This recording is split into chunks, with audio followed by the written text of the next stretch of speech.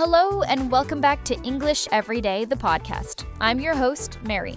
And I'm Luke. It's great to be with you all again. Today, we're diving into a topic that's both delicious and a little bit nerve-wracking for English learners: eating at a restaurant. That's right. It involves a lot of specific vocabulary and social customs that might be new to you. But don't worry, we're going to walk you through the entire process, from making the reservation to paying the bill. Exactly. So let's start at the very beginning. Luke, let's say you want to go to a popular restaurant on a Friday night. What's the first thing you should do? You should definitely make a reservation. This means calling the restaurant ahead of time to book a table. You can also do this online for many places now.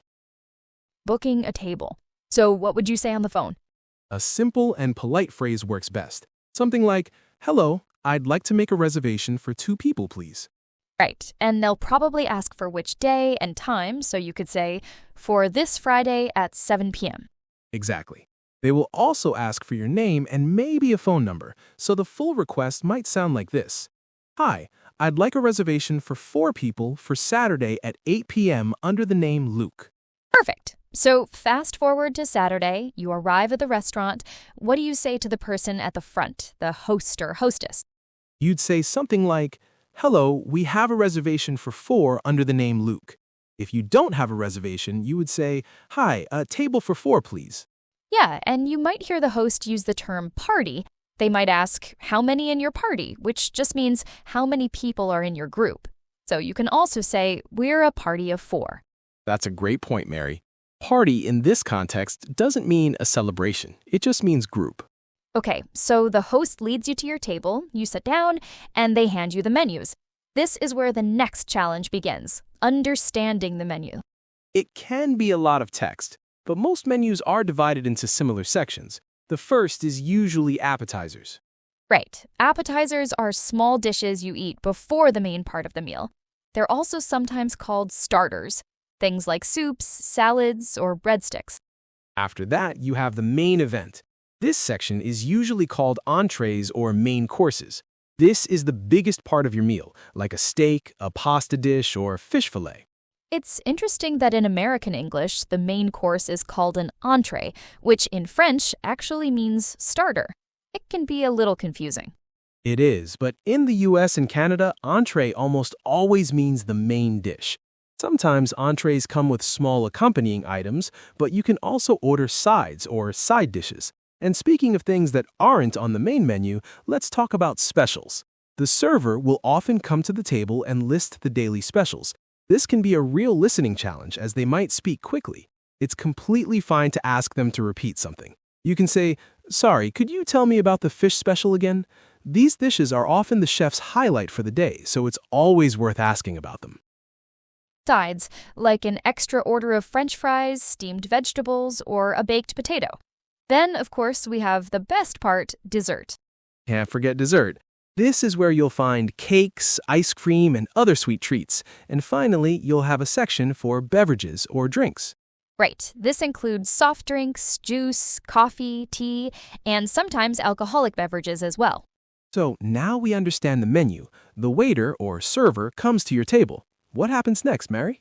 Well, they'll usually start by asking if you'd like something to drink. They might say, "Can I get you started with some drinks?" You can order your beverages then, or if you need more time, you can just say, "We just need a minute, please." And when you are ready to order your food, the server will come back and might ask, "Are you ready to order?"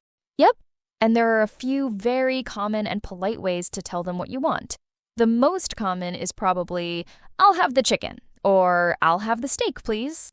You could also say, "I would like the salmon," or phrase it as a question. "Could I please have the vegetarian lasagna?" Using words like please and could I makes it sound more polite. Totally. Now, what if you want to change something about the dish? This is where special requests come in, and it's something a lot of English learners are nervous about. Right, but it's very common. Let's say your burger comes with onions, but you don't like onions. You can say, "I'll have the burger, but could I get that without onions, please?" Or if a salad comes with dressing on it, you can ask, "Could I have the dressing on the side?" On the side means in a separate little cup, not mixed in. On the side, that's a really useful phrase. Even more important than preferences are allergies. If you have a food allergy, you must tell your server. This is so important. For safety, you need to be very clear. You can say, I have a severe peanut allergy. Is there any chance of cross-contamination with this dish? Or, more simply, does the sauce contain any dairy? I'm allergic. This also applies to other dietary needs. Don't be shy about asking if a dish is vegetarian or if it can be prepared gluten-free. Many menus now have symbols like V for vegetarian or GF for gluten-free, but it's always best to confirm with your server to be safe. And it's not just about severe allergies. Many people have other dietary restrictions or preferences, like being vegetarian, vegan, or needing gluten-free options. Absolutely. Don't be shy about this. Restaurants take allergies very seriously. So, you've ordered, and the food arrives. It looks delicious. You start eating. What happens next? A few minutes after you start eating, your server will likely come back to the table and ask something like, how is everything? Or is everything tasting all right?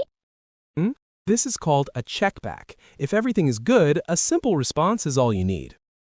You can say, it's delicious, thank you, or everything's great, thanks. Even just a smile and a thumbs up works if your mouth is full. But what if everything isn't great? This is another scenario that can feel awkward. How do you handle a problem politely? The key is to be polite and calm. Let's say your soup is cold. You can get the server's attention by saying, excuse me, and then explain the problem simply. I'm sorry, my soup is a bit cold. Would it be possible to heat it up? That's a perfect way to phrase it. Or if they brought you the wrong dish, excuse me, I believe I ordered the chicken, not the fish. Exactly.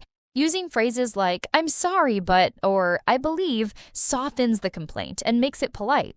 Most restaurants are happy to fix a mistake. You know, all this talk of service and politeness makes me think about the different kinds of restaurants. The experience and the vocabulary can change depending on where you go.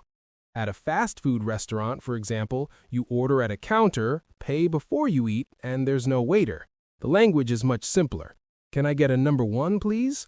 Then you have casual dining restaurants, which is what we've mostly been describing, and at the high end there is fine dining, where the service is very formal, and you might even have a sommelier, a wine expert, to help with your choices. Right, okay, so the meal was fantastic, the problem was solved, and you're feeling full and happy. Now it's time to pay. How do you signal that you're finished and ready for the bill? You'll want to catch your server's eye. When they walk by, you can say, excuse me, could we have the check, please? Now here's a small vocabulary point. In the United States, it's almost always called the check. In the UK and some other English-speaking countries, it's called the bill. That's a great distinction. In Canada, you'll hear both, but bill is more common. However, everyone will understand, check please. It's pretty universal. The server brings the check in a little folder or billfold. You put your credit card or cash inside. And this brings us to a very important cultural topic, tipping. Yes, tipping culture, especially in the US and Canada, is extremely important and might be very different from your home country. In these countries, it is standard practice to leave a tip for your server. It's not really considered optional. This is because the minimum wage for servers is often lower than for other jobs, with the assumption that they will make up the difference in tips. The tip is a significant part of their income. Right, so what's a standard amount? For good service, the standard is between 15 and 20% of the pre-tax total. 15 to 20%. And many credit card machines will now suggest tip amounts for you, making the calculation easier. If you're paying with cash, you can leave the tip on the table. We've covered tipping, which is crucial. But what happens when you're eating with a group of friends and you don't want to pay for the whole table? How do you handle that? The best approach is to ask for separate checks at the very beginning of the meal. This makes it much easier for the server. If you forget, you can ask at the end if it's possible to split the bill. Often, one person will pay and have their friends pay them back using an app, which is also very common. Okay, so you've paid the bill, you've left a tip. What's the last step? Leaving the restaurant. As you walk out, it's polite to thank the staff. You can make eye contact with your server or the host and say, "Thank you very much," or "Thank you, the meal was wonderful." You know what, Luke? I think it would be really helpful for our listeners if we acted out a typical restaurant scene from start to finish. We can put all these pieces together. I'll be the server, and you can be the customer. Are you ready? I'm ready. Let's do it. Sound of faint restaurant ambiance. Hello there. We have a reservation for 2 at 7:30 under the name Luke. As a server. Wonderful, Luke. Right this way. Here are your menus. My name's Mary, and I'll be your server tonight. Can I get you started with some drinks?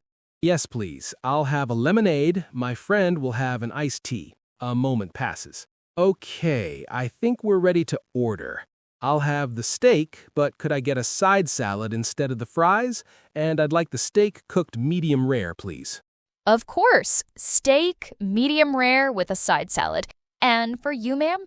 Okay, and then my friend would order and maybe ask about an allergy, which the server would help with.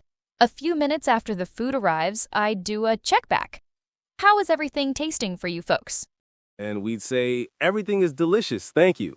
Then after the meal, we'd say, excuse me, we're ready for the check, please. You would bring the bill, we'd pay with a card, add a 20% tip for the excellent service, and then leave saying thank you on the way out. That little role play really ties it all together. Now for a final quick recap of the key points for our listeners.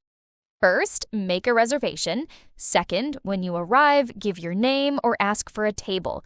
Third, understand the menu sections like appetizers, entrees, and sides. Fourth, order politely using phrases like I'll have or could I please have. Fifth, don't be afraid to make special requests or, most importantly, to clearly state any food allergies. Sixth, if there's a problem, explain it politely. Seventh, ask for the check in the US or the bill in the UK. And finally, remember to tip 15 to 20% in the US and Canada, as it's a very important part of the culture. It seems like a lot to remember, but it will feel completely natural after a few times. It certainly will. We hope this episode helps you feel more confident the next time you dine out. Practice these phrases and you'll be ordering like a local in no time. Thanks so much for listening to English Every Day. Goodbye for now. Goodbye, everyone.